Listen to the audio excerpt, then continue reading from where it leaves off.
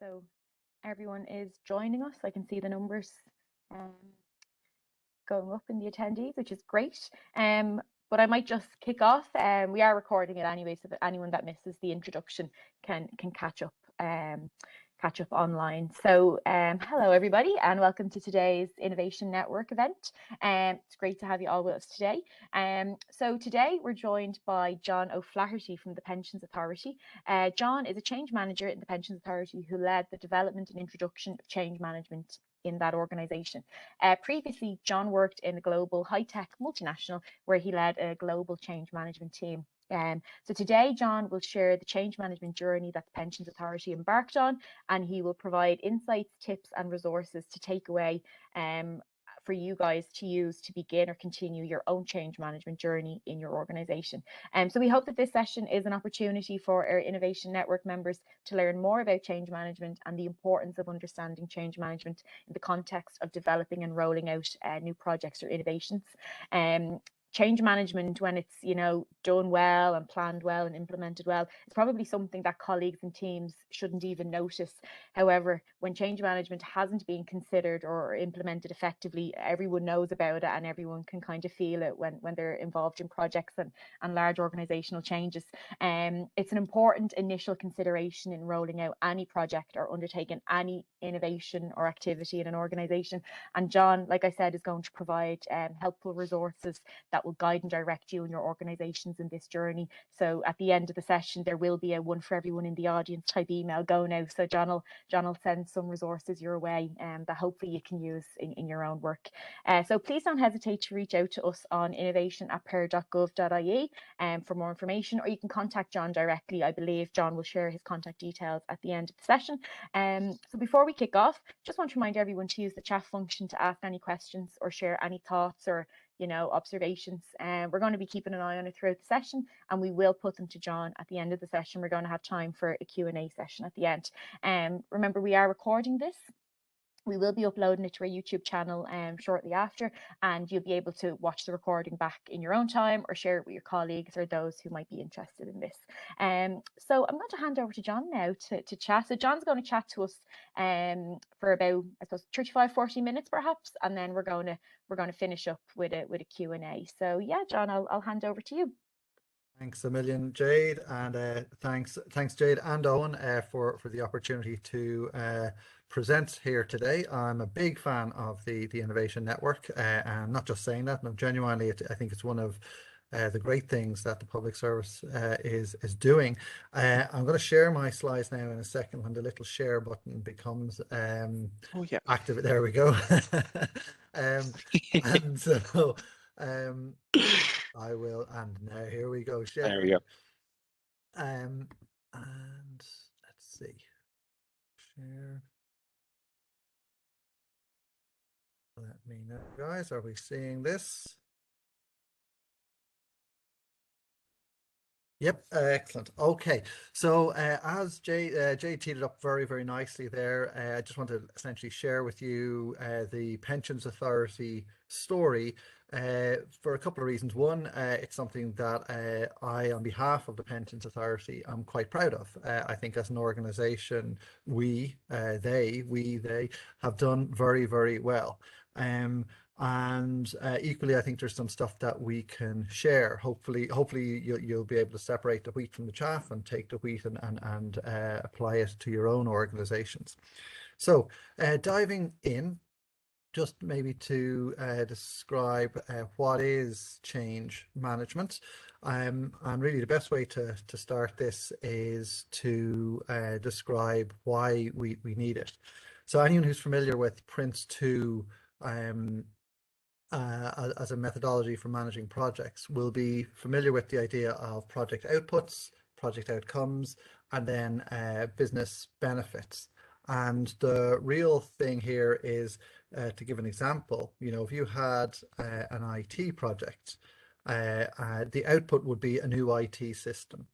And the outcomes associated with that project output would be fewer security breaches, which would turn into business benefits of productivity, and then reputational integrity, so avoidance of reputational damage.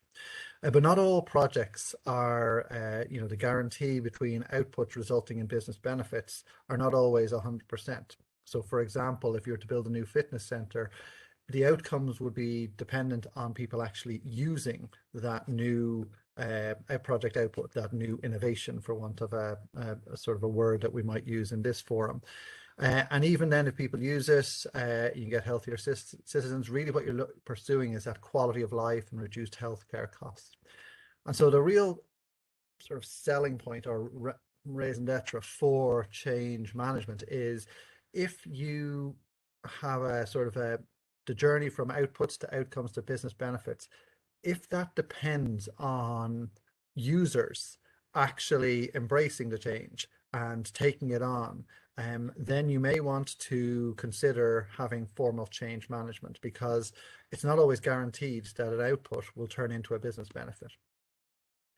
There's a film from years ago, and I'm not sure if people will remember it, but the phrase for it was, the strapline was, "If you build it, they will come." And the whole idea was of a farmer somewhere in America had this brainwave of just ploughing up his crops and building a baseball diamond. And of course, being a Hollywood movie, he built it, they came happily ever after. But the reality that we live in is a case of, well, if we build it, will they come? If we create some new innovation, if we try to get a great idea that we know adds value, will it spread throughout our communities, our societies, or the organizations that we work in? And this applies, of course. I mean, I could have created 10 different versions of this slide with all the different civil service and public service organizations and all the changes that we're trying to drive. But I just picked these ones because they might be sort of familiar to most of us. The idea of remote working, moving to hybrid working, return to office, that whole societal conversation that's happening at the moment, there's a huge change management aspect to that. Equally, the NTA are doing great work in the area of bus connects, reimagining how we move around our cities, getting more people onto buses, more people onto bikes, and also reducing the time of these journeys. Massive change, really great innovation, a great sort of project being worked on. But again, we have to bring our citizens with us in order to realize those benefits.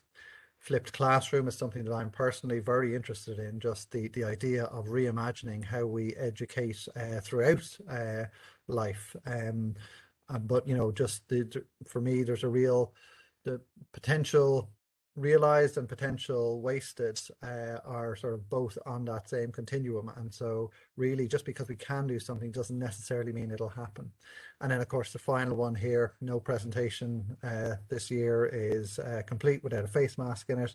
But again, it's a good example of what we can do when we have sort of an immediate pressing need to change our behaviors.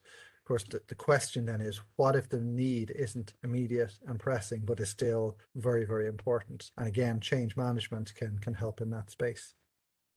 So that's sort of the why. Maybe a couple of myths to bust here. There's two of them. One is this idea of there's a quote about, if you can build a better mousetrap, even if you live in the woods, people will beat a path to your door, and that's just not true. There's lots and lots of great ideas that simply don't get adopted. So that's one myth that we'll look at.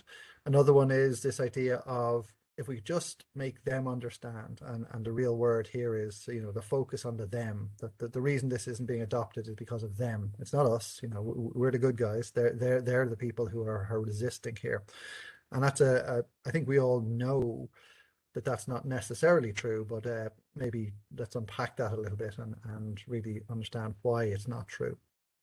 So firstly, the idea that a good idea will sell itself. This is from a book. It's an oldie but a goldie, Diffusion of Innovations. Some of the stuff in it, by the way, has been sort of proven to be replaced by better models, but some of it still has stood the test of time, and all the stories in it, or this particular story on the right here, I think is quite compelling. And it's about the idea of scurvy on these long voyages of exploration on the seas. And just to sort of paint the picture, 1500, Vasco da Gama went around the Cape of Good Hope.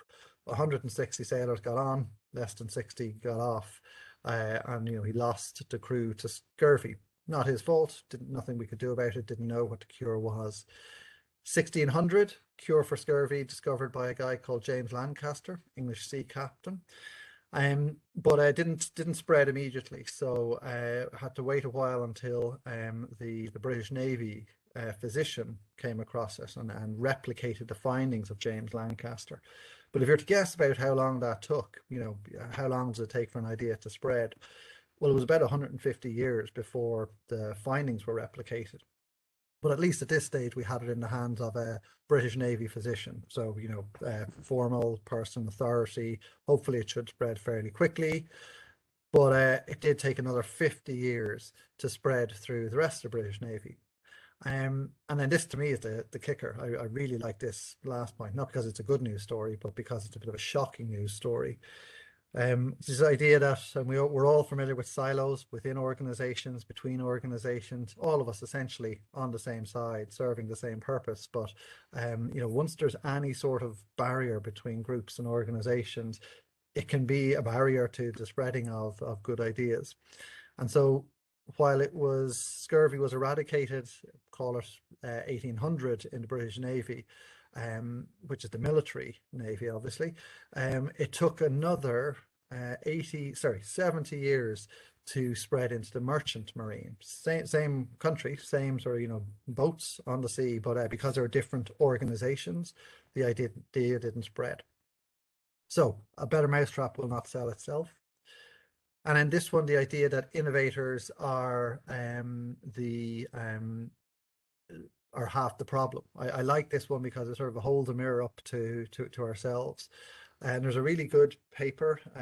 This is by Harvard Business Review. That's one of the links that Jade will be making available afterwards.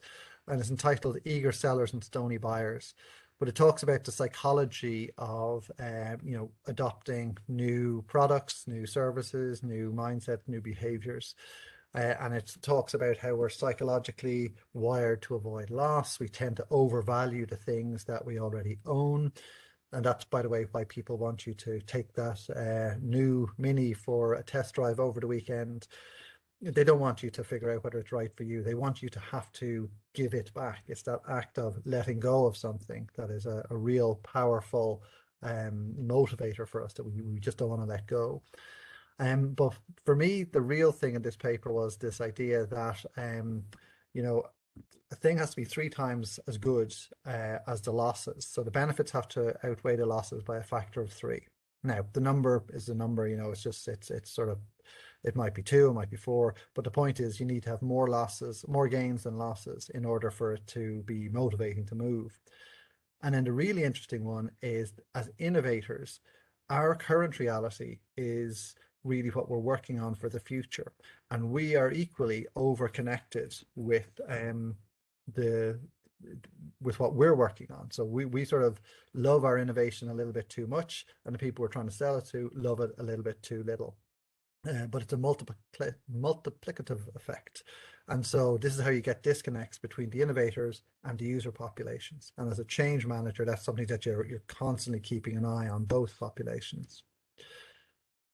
And so it comes back to this, to frame it in terms of projects and the work that we do. If you do deliver the project outputs, will users use those project outputs, and will they turn it into business benefits?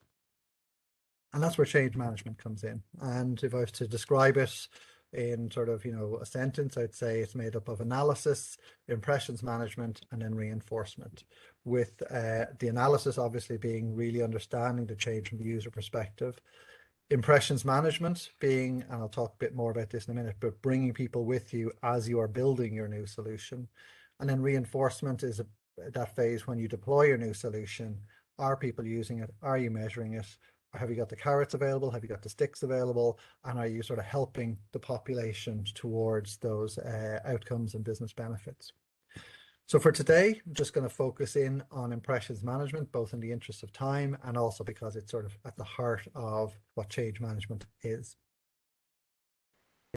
So what you have here on the this is what we call PMO Advisory. It's just an advisory document. Essentially, it's a short PDF document, and it sort of describes what we mean by impressions management. If you Google impressions management, you probably won't find anything on it. It's a phrase that we have come up with. We've wrapped it around all of the different activities that influence the hearts and minds of the user population. And the key thing here is it's a disciplined approach to managing impressions, and it's about coordinating all of the impressions on the user population made by multiple actors over time. And that sounds a little bit wordy and formal, but it's really important to have a clear definition of what do we mean by this. And if you just look here for an IT project, all of these activities, which are done by different people, will create impressions on that same user population. And impressions management is about the coordination of that, making sure that we're very deliberate about what the messages are, who the messengers are, and when those messages get delivered and sequenced. So in terms of this document, we'll send it on, but there's 3 real points. And I was talking with Jade beforehand, and she advised me to really emphasize a couple of points about this. And the first thing is, what do we mean by an impression? And this is a bit of a circular definition over here, but I think it's probably the most useful one. It's basically anything that creates an impression on the user population. So, we know from social engagements that, first impressions can be anything. It can be what we wear, what we say, how we behave, what we don't say. And in terms of a user population, it can be an email, a poster on the wall, a training course, a conversation with your manager, a conversation in the canteen, just, informal chit chat, and then an organization-wide staff meeting. All of these things are examples of impressions.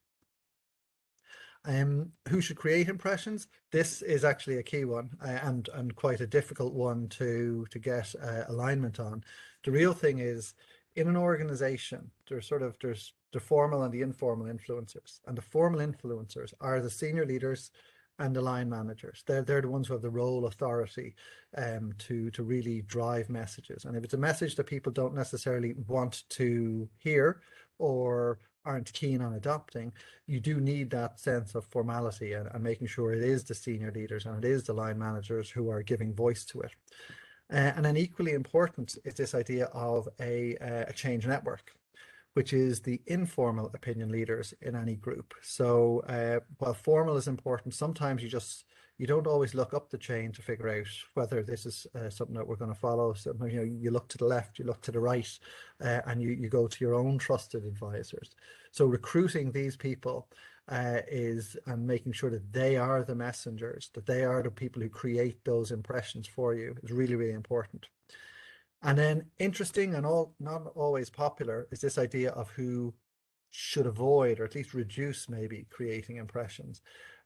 Change manager, that's a key one, and something that Jade and I discussed. As a change manager, my goal is to remain invisible. Ideally, I don't want anybody to know I exist if I'm working with a project team.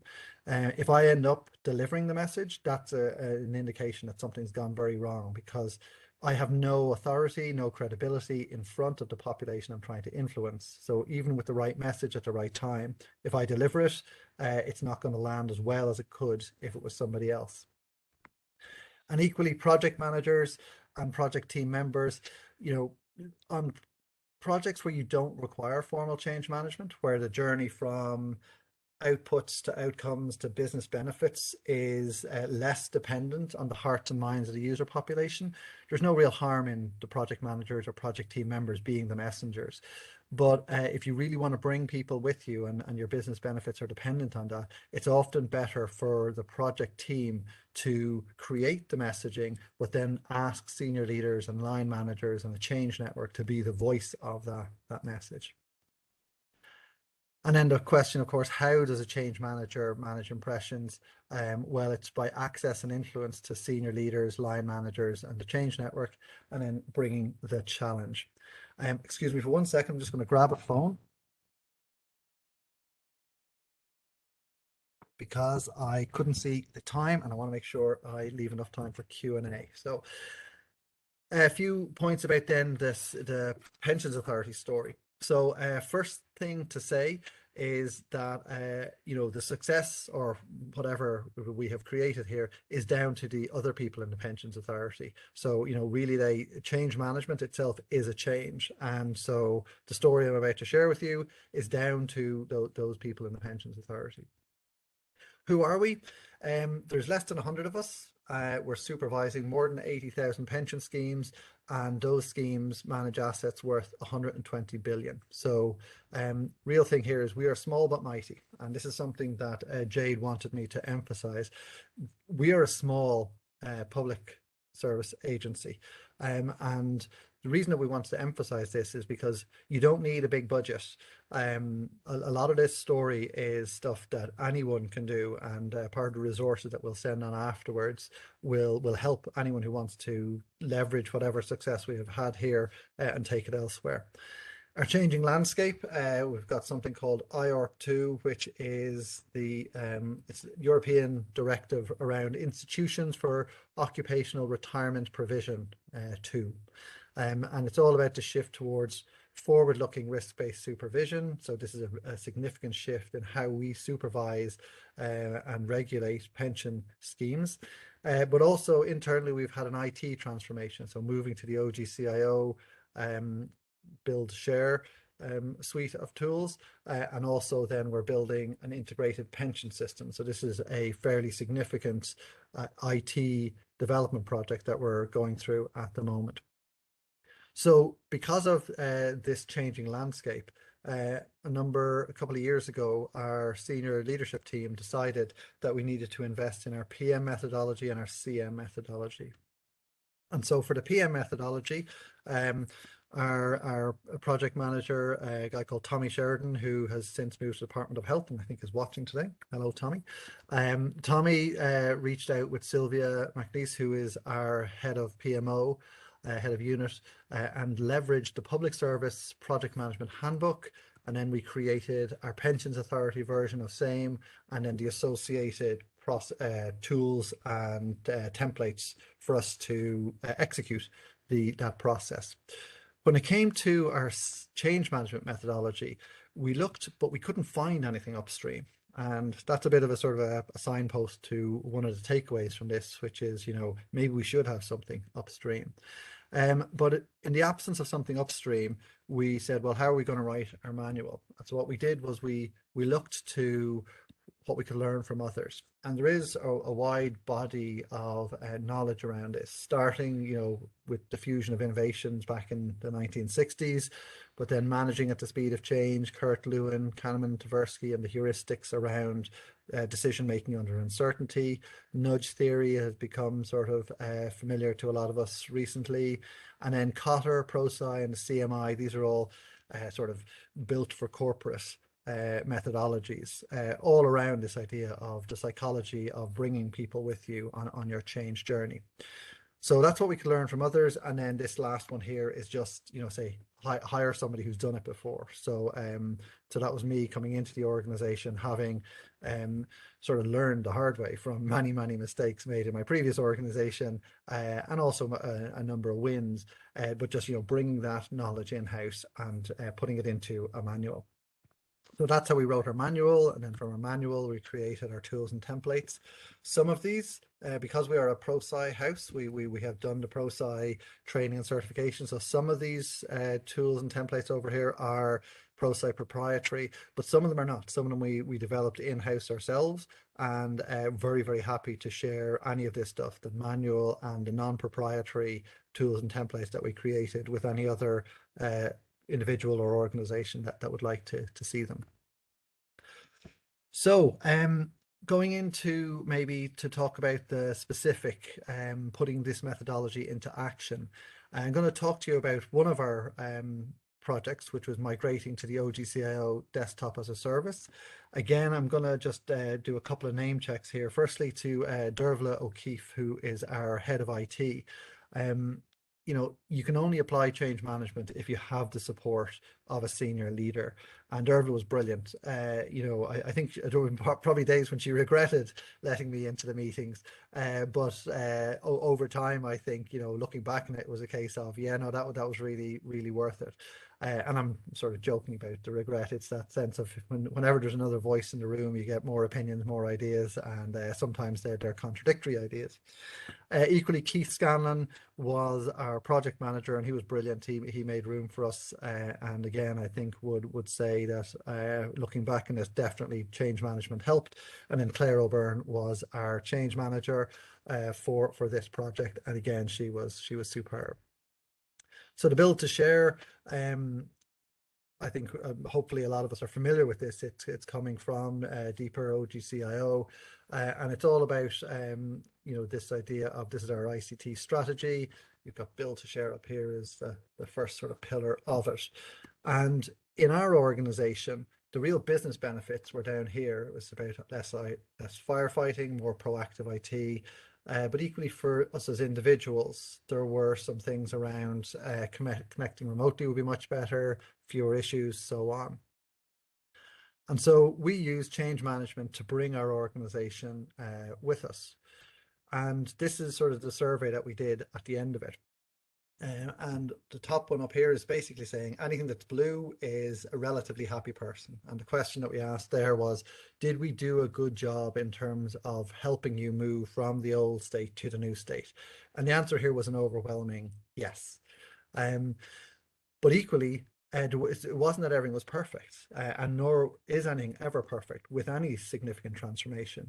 And I really like this contrast, because there's an acknowledgement that, yeah, we're still working through some of the issues, some of the teething problems, but we do feel that you as a project team did your best to bring us with you. You didn't surprise us with stuff. Anything that did surprise us surprised us all, project team included, and we're working through this.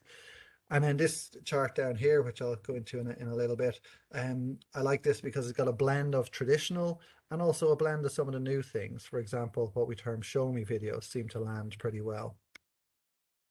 And so I'll go through each of these in a moment. You'll see here things like a show me video is a new thing, but the weekly newsletter, that's a fairly traditional tool that we've used. And then things like the Change Network, I'll talk to that in a minute. That to me was also a really, really useful innovation. But before I go into the specifics, another movie reference here, it's one from Apollo 13. And the whole idea was that this guy on the left here was trying to create solutions for these three unfortunates who were up in Apollo 13, and you know, the ship was essentially falling apart on them. And the point was that any solution that this guy created had to be something that these guys could do, that, you know, they had the available tools and resources. So similarly, anything that I share now, it's with that in mind. You know, it's a case of if we can do it, you can do it. So I'll go into the details. Prepare to be underwhelmed, because there is no rocket science here. That pun was not intended, but no rocket science. All of this is available to you, and therefore is probably somewhat familiar.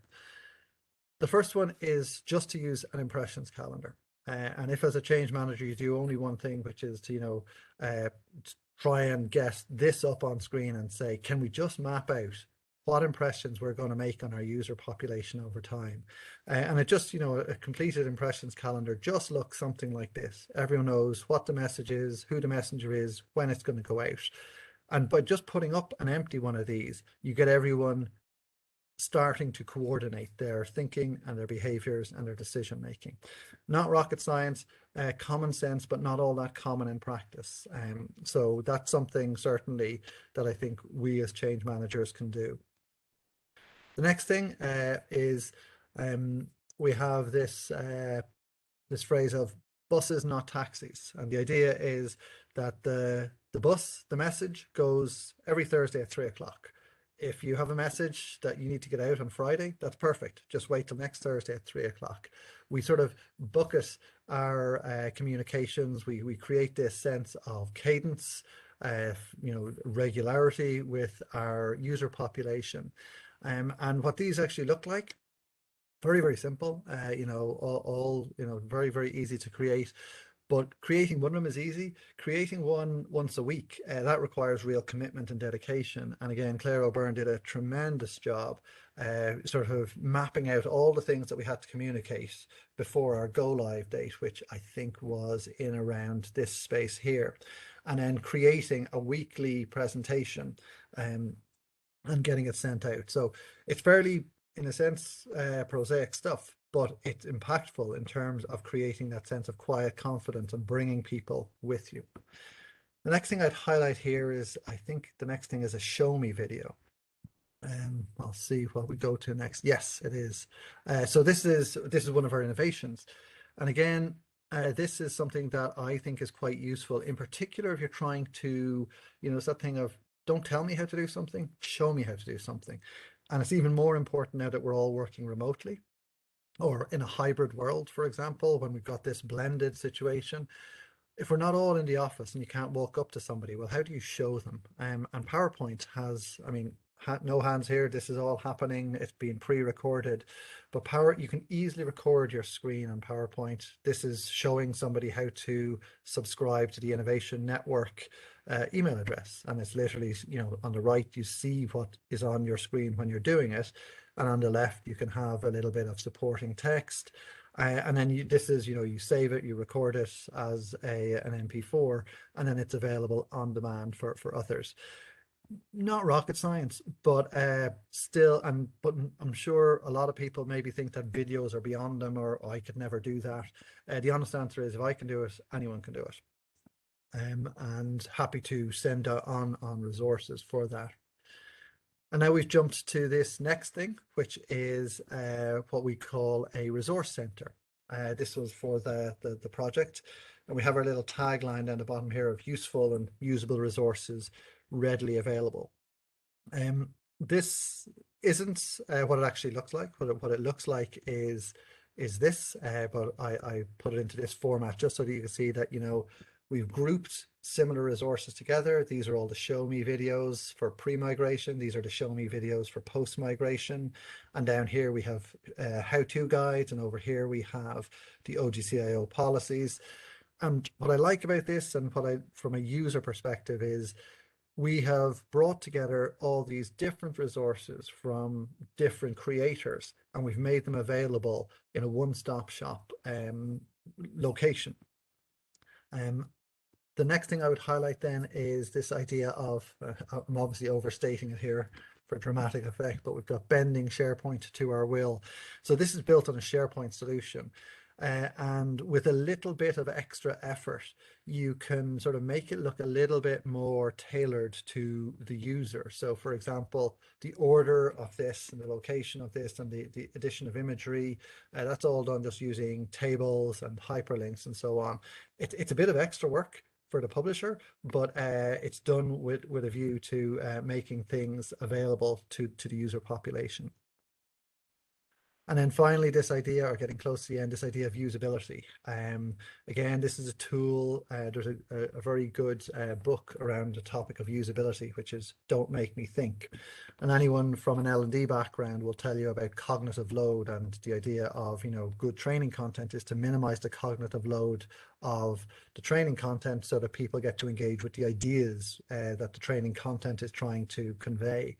So similarly, when we create, this tool is simply built on Excel, but even just color coding the areas to sort of signal to users that this is where I want you to actually operate, locking down all of these other cells over here, making sure that you use drop-down menus, and it's sort of the basics of Excel, but it's applied for the benefit of the user population.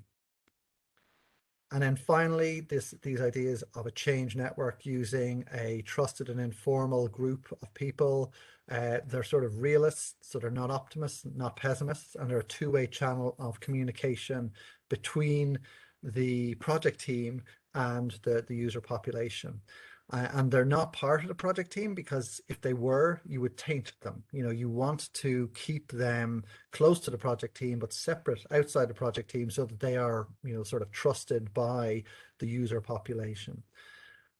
And then, in the interest of time, I think I'm going to just skip through these slides here, and just move to this idea of, if you deliver project outputs, will they use them? That's really what, as a change manager, you are focused on. That will the outputs of this project be used?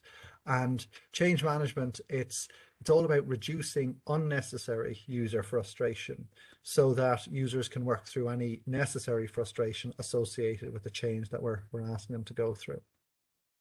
So with that in mind, the idea of spreading change management here, I won't go through all of this table, but I have been listening to the previous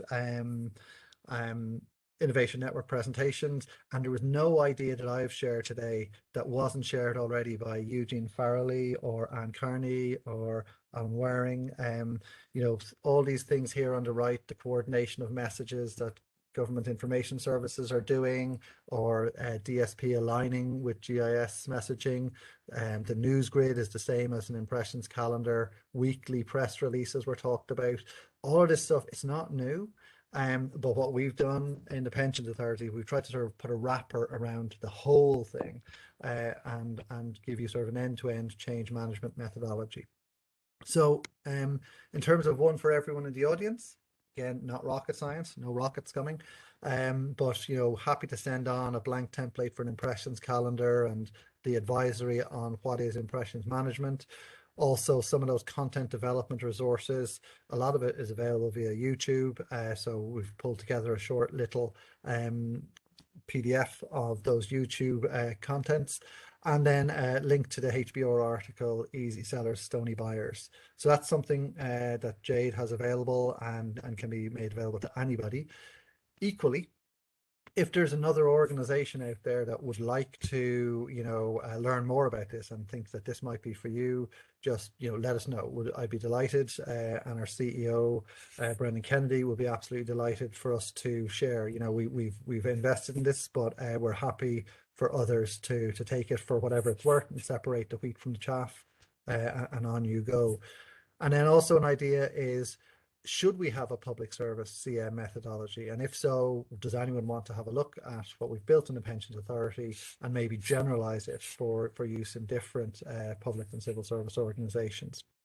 And then finally, contact details, they're available there. They'll be available afterwards via Jade and co. And with that, Jade, I might stop talking and check. Hopefully I haven't been on mute for the past 40 minutes. You haven't, thankfully.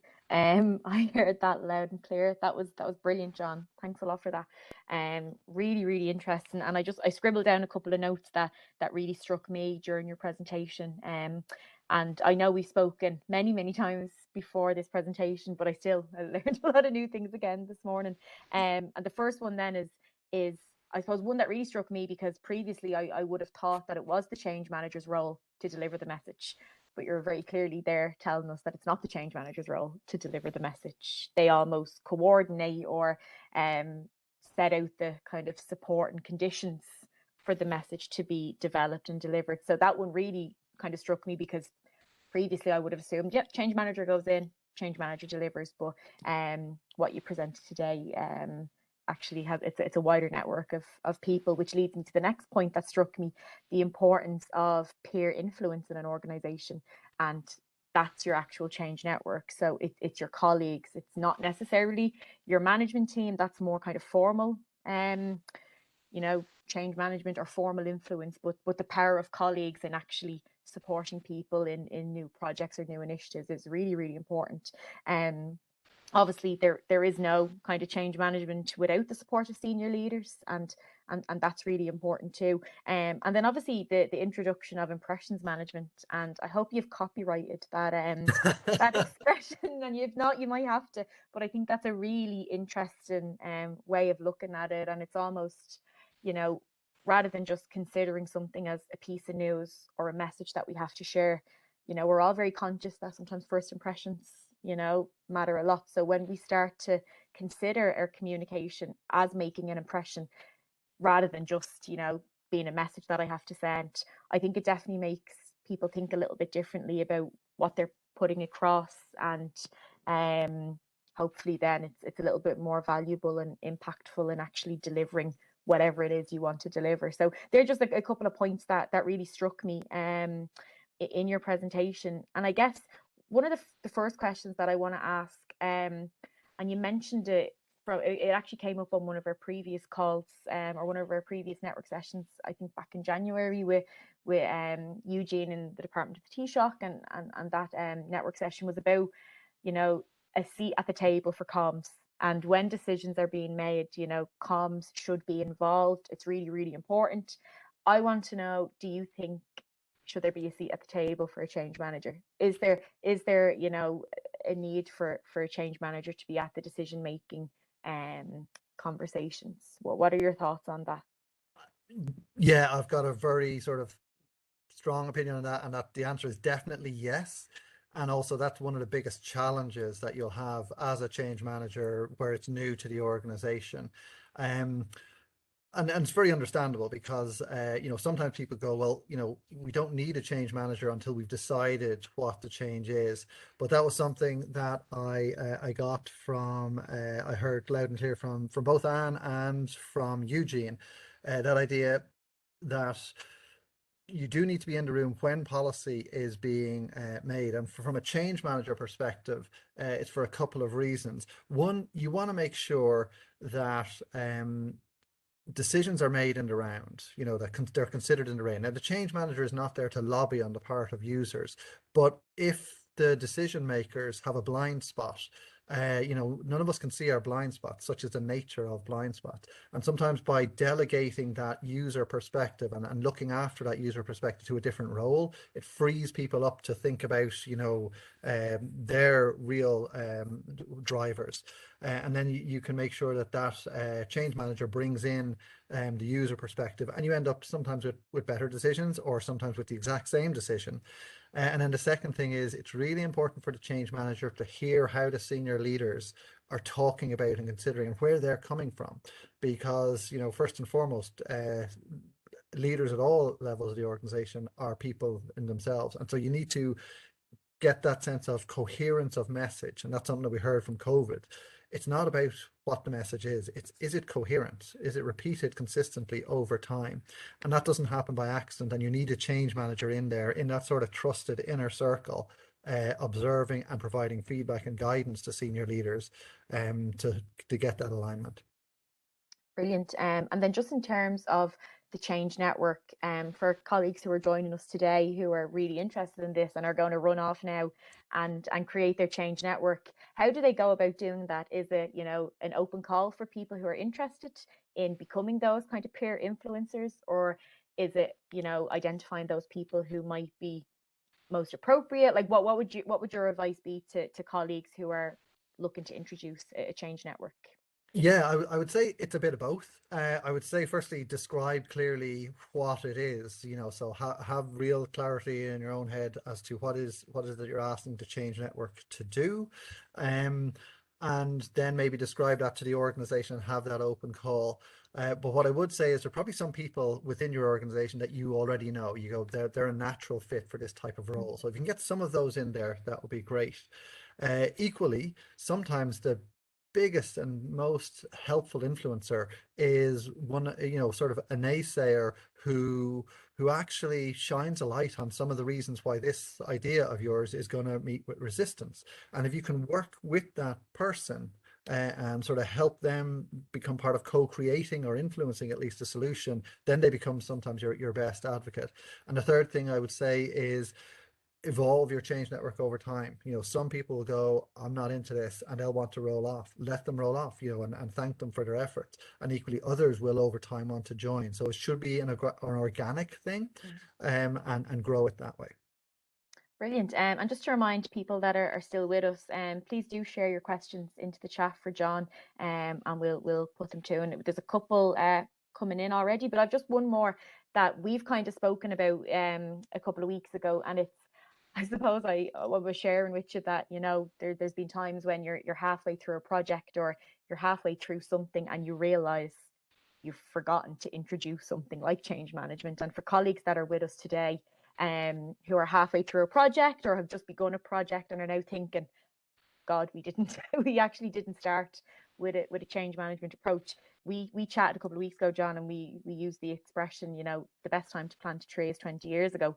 The second best time is today. So I just hope that you can, reduce the fears of people who may not have started considering change management in projects, and let them know that actually today is as good a day as any to begin to introduce it. And maybe how do colleagues go about introducing change management when they are already in a project. Yeah. So if you have any tips for that, I think that would be greatly appreciated for some of our colleagues that are joining us. Yeah, no, so definitely, the first thing I would say is the first time you introduce change management to a project, it won't be A plus success. It can't be. It's too new for the organization. So I wouldn't worry too much about I'm starting at the wrong time, because you're going to learn some lessons the hard way whenever you start. So perfection is not ever available to you on your first outing. So what I would say is, for anyone who is in the middle of a project, grab that template that we'll share, which is, it's not rocket science. It's literally a PowerPoint template which has the different months of the year for the next 3 years on it, and just put it up in a meeting and say, can we just all put down what we think are the impressions that we're creating on the user population? And that activity will at least get you thinking about coordinating. Will start you thinking about, well, what is the right message? Who is the right messenger? What is the right time? So that's one thing you can do. And the second thing is, as I say, there's a lot of manuals and resources there. Just grab them, read them, and just pick a couple of ideas from them and start to try and weave these into what you're already doing, and then just continuous improvement over time. Okay, and I suppose that ripple effect then will materialize. So even just starting with that impressions calendar gets people thinking, gets people a little bit more focused, and then over time, you develop the fuller, I suppose, capabilities. Exactly. Yeah, that's brilliant. So we've got a couple of questions actually that I'm gonna ask. So one of the questions that we got in is in relation to your regular comms slash newsletter, and on the OGCIO project that you worked on, which is probably a project that some colleagues on this call have also worked on or will work on. Mhm. So it's relevant. Was your weekly communication just on that project? So their challenge, the person who sent in the question, their challenge is that they have a lot of projects going on, like a lot of public bodies and departments, and change is going on concurrently. So the weekly newsletter can get quite busy. And I've seen it, like we've all seen newsletters that are 20, 30 pages of change and insight into what's happening, which is great. But can it overwhelm people? Should messages be single kind of pages or snapshots, or what are your thoughts on that for our colleagues? Yeah, so a couple of ideas come to mind. First one is, we actually got some feedback. So our newsletter was dedicated to the OGCIO um, transition, and one of the really helpful pieces of feedback was it's too long. Just the newsletter is too long. Now, some people said it's perfect, some people said it's too long, but if you look at it, it probably was a bit too long, and we'll refine it for our approach for future projects. But then the second thing is related to that. There's no one size fits all, is what I would say. But the great thing about what I would say impressions management and an impressions calendar is you don't focus too much on one specific activity. And so what we did we talk about impressions, but it's about coherence and repetition of the same message. And so while we had a dedicated newsletter focused on the OGCIO transformation, there's also an existing fortnightly email that our CEO, Brendan Kennedy, sends out. And so because we were able to get the same messaging, a subset of it, into that pre-existing fortnightly email, then we were fairly confident that if people didn't see it in this newsletter, they would catch it over here. There were multiple ways that people could access the information. And then again, we also had our change network, and we're saying, if you can get some time at your next pre-existing staff meeting, drop in these two questions or drop in this one idea. So multiple lines of communication out and communication in, and hopefully some of them will stick. And on that then, and kind of getting your change network to introduce impressions at their meetings and introduce topics or key messages. How did you measure that? Like, how did you measure the success of the work of the Change Network? Like, were there any KPIs, or was it a little bit more informal as such when you were measuring the success? Yeah, and I think it varies from project to project. So some projects, for example, IT projects where there's an IT system and you have metrics on the usage that are really, really easy to generate, there is easy access to KPIs. And you can say, look, we're sending out tons of communication and our behavior change is flatlining. So we're not having an effect. And that's all good. You want the feedback. So then you can try different things. Other things though, culture change. I mean, you can put surveys in place, but it's not quite the same, and there's a lot of self-reporting there. So measurement of KPIs measurement of how the change is going. It can be difficult. However, if you have that change network and if you keep them outside of the project team, and it's not like excluding, it's you're trying to protect their value, because if they become one of you, they're less relevant to all of them, and I don't mean us them, but they're sort of tainted. And so if you keep them close to the project, but not polluted by being a project team member, they will tell you what's working and what's not working. And some of the best insights and feedback you'll get is from your change network, and that can then feed into your project team. And when you build up that trust, by the way, was it Shane Waring? Was that the previous presenter? Sorry, I think I said Alan earlier. Shane talked about things moving at the speed of trust. As people get used to different roles in the whole change management environment, be it change network, be it project manager, be it user, and how they interact, you'd be amazed to see how quickly, good ideas bubble up, get filtered out, sent on, action, sent back down, and it becomes a virtuous circle. So the change network itself is a valuable signal, in particular when you're doing things wrong. They're quite good at telling you. Yeah, and we've got another question in that I think might link to that. And I don't know who sent it in, but they said super session, very practical and That's my mom, I useful. say. Hi, mom. So they are interested in your comment about the invisibility of the change manager, which makes sense for message delivery. But they're also interested in your perspective of the role of the change manager in engaging user groups to uncover fears or concerns early on in a project. So what are your thoughts on that role of a change manager? Yeah, so I would say almost, I mean, I'm not saying I would never, as a change manager, go out and be in front of user groups. I would just say, are you doing it because you yourself want to do it and you're interested in doing it, or are you doing it because it's what's in the best interest of the user group? So I would always ask the question, who is the most effective person to accomplish this activity with the user population? And maybe it is that John O'Flaherty from the PMO is the best person to turn up to the technical unit and ask them what their thoughts are on the upcoming change. But to be honest with you, I doubt it, because none of them have ever met John O'Flaherty. So the first thing you have to do is introduce yourself, convince them that you're not an idiot, and that can take a bit of time with somebody like me. Whereas maybe there's somebody else who they already know and trust, and they're happy to have them facilitate the session. So it's not an absolute, but I would just say one of the benefits as a change manager is, in particular, when you're asking other people to not pick up the microphone, is to say, I'm not asking you to put it down so I can pick it up. We're asking you on the basis of who the user population is, who is the most effective person to actually do this task, and then having that person do that task. So Okay. Brilliant. And another question that we got in, and again, I don't know who asked this question, but I imagine it could be any of the hundreds of people that are on the call, because I think it would resonate with most people that work in a public service. How do you compete with multiple projects in a large organization, or a small organization for that matter? You go in now and want to take a change management approach, and you're presented 8 or 9 projects that's going on in the organization. What do you do? How do you manage that one?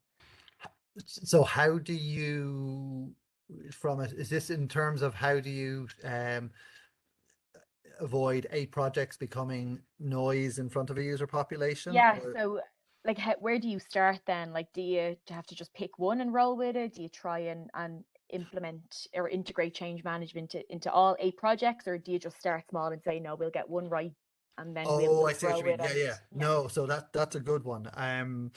I would say so. Anyone who is looking to bring change management into an organization, firstly, it's a bit like if you said, "I'm thinking of taking up the trapeze." My first question would be, "Are you sure?" Because you may it's not easy and you can easily fall on your face. And so if the first thing is, yes, you need a senior sponsor, but let's say you have a senior sponsor and you've done all the checks, and yes, you're going to go ahead with this.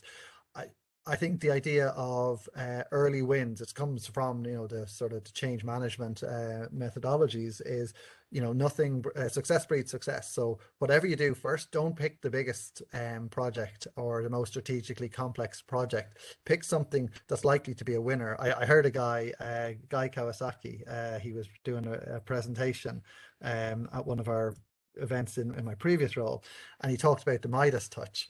And I thought, oh, here we go. Here's somebody giving a big story about how everything they touch turned to gold. And he said, no, no, no, no, it's the opposite. If you see gold, touch it. So if you see a project that's going to be a success and you want change management to be a success in your organization, try to put change management on that project. Because if the first thing you do is you bring in your best intentions and your best practices and you associate it with a project that then just flops, well, people will go, well, maybe that was the issue. So pick an easy one before you pick a hard one. Okay, very good. And I'm conscious that we're coming to the end of our time, so I'm going to ask two final questions.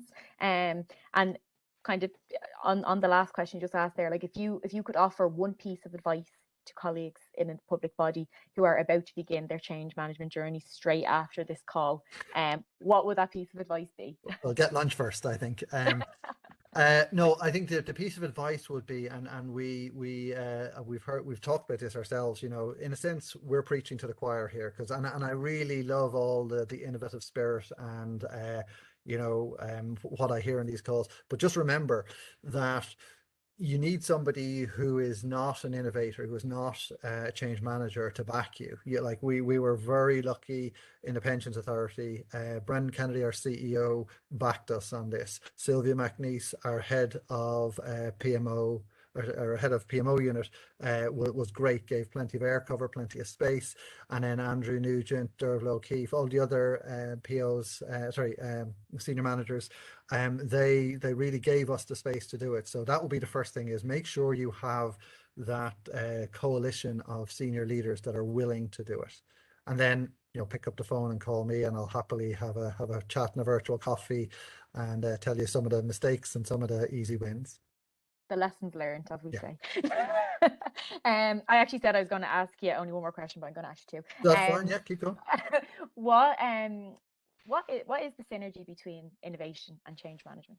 Like, why is it important when we're innovating to consider change management? So, yeah, I'm just well, what I like about change management is it's there to support others. It's either supporting the user population or supporting the project team. And the way I describe it to others, just so that we don't get ahead of ourselves, change management is the icing on the cake, but it's the cake that matters.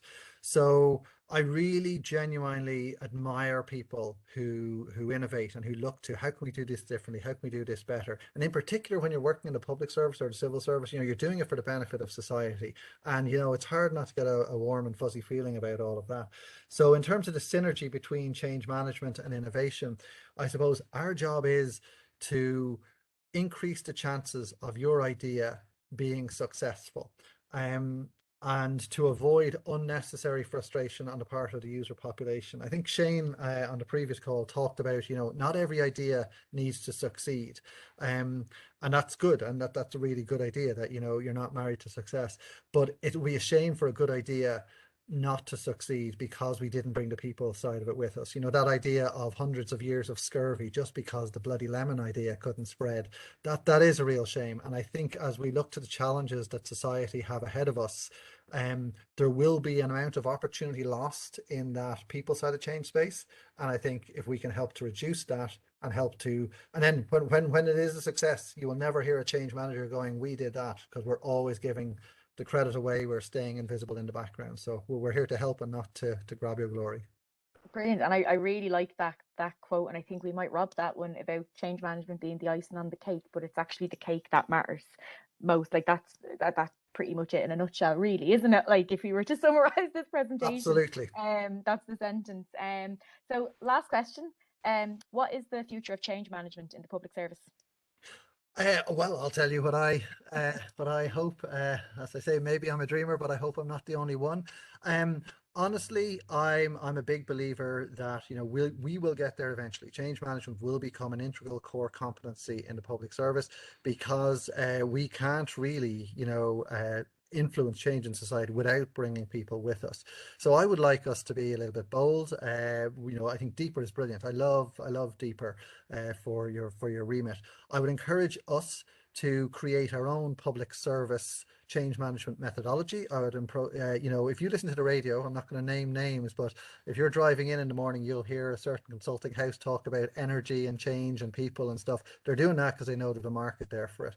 We don't, a lot of this stuff we can do internally ourselves. I think we should build it as a core competency. And I know that Brendan Kennedy, our CEO, says if we can upload any of our sort of methodologies or lessons learned or just anything, if we can share anything with the broader public and civil service, we'd be delighted to do so. Brilliant, and that's very kind of you to offer. You know, your resources that you've invested so heavily in. I think, yeah, to summarize that, I think the future for change management is bright in the public service. There's a promising future, I think, ahead.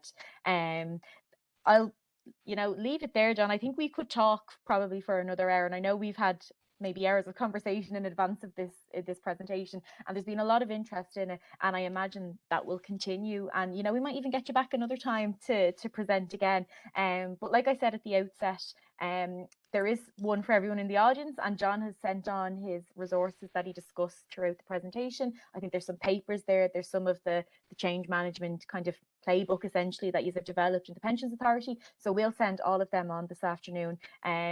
We also have recorded this session, so you'll be able to watch back. You'll be able to share with your colleagues, and hopefully this session itself will become a valuable resource if you are trying to introduce change management into your organization, or if you're stalling a little bit with it, and it might give you a bit of inspiration to continue on that journey. But I'd like to thank John on behalf of the Innovation Network for joining us today, and we will see you all again in April. So enjoy your lunch, everybody, and we'll chat again next month. Thanks, Jade. Thanks, Thanks Owen. a lot. Bye. Thank you. Bye bye.